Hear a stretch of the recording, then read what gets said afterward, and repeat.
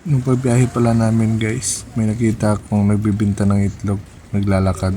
Tapos yung mga itlog na sa ulo niya buhat-buhat. Tapos nagtaka kami, ilang minuto, may humabol na nakamotor.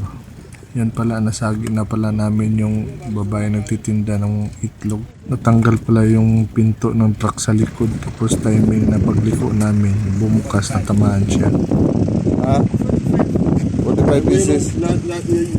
45 pieces. So how much? Let's go! Ipag-away pa yung driver ko guys kasi mahal daw yung itlog. Salamat pa nga tayo kasi hindi na ano yung babae, buti yung itlog lang. Agbe, let's go, let's go!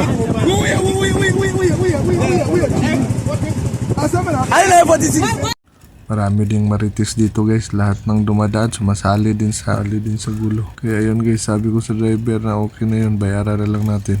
Nareglo na pala to guys, pumayag na yung nagbibinta ng itlog. Kaya salamat po ate, ingat po kayo palagi. Bye bye.